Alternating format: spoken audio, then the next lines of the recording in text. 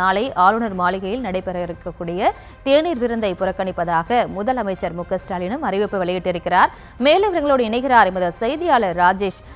வணக்கம். தற்போது நாளை 79வது சுதந்திர தினம் கொண்டாடப்படக்கூடிய சூழலில் தேநீர் விருந்தை புறக்கணிப்பதாக முதலமைச்சர் தெரிவிச்சிருக்காரு. ஏற்கனவே சில கட்சிகளும் இது மாதிரியான ஒரு அறிவிப்பை வெளியிட்டிருக்காங்க. தொடர்ந்து நிலவரம்.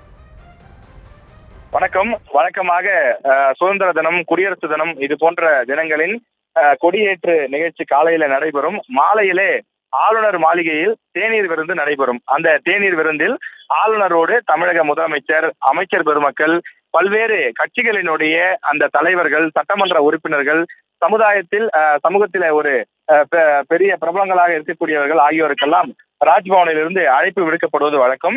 எனவே அந்த அழைப்பு விடுக்கப்பட்ட நபர்கள் சுமார் ஒரு 500-600 பேர் அந்த மாலை நேர தேநீர் விருந்தில் பங்கேற்பது வழக்கம். இது அரசியல் என்பதை எல்லாம் தாண்டி அரசும் ஆளுநர் மாளிகையும், அதாவது தமிழக ஆளுநரும் இணைந்து செயல்படுவதற்கான ஒரு முக்கிய நோக்கமாக இந்த தேநீர் விருந்து பழங்காலமாக நடத்தப்பட்டு வருகின்றது. ஆனால் சமீப காலமாக தமிழக அரசுக்கும் தமிழ்நாடு ஆளுநருக்கும் இடையே மோதல் போக்கு நீடித்து வருகின்றது. தமிழக ஆளுநர் தொடர்ந்து தமிழக அரசை விமர்சித்து பேசி வருகிறார் என்று கூறப்படுகிறது. இன்றைய தினம் கூட சுதந்திர தின உரை வெளியிடப்பட்ட நிலையில் அதில் தமிழ்நாட்டில் போதை கலாச்சாரம் அதிகமாகி இருக்கிறது, சட்டம் ஒழுங்கு பிரச்சனை, அதே போல பாலியல் குற்றங்கள் அதிகரித்திருக்கிறது. இது போன்று அவர் செல்லும் இடமெல்லாம் தமிழக அரசை விமர்சனம் செய்து பல இடங்களில் பேசி வருகின்றார்.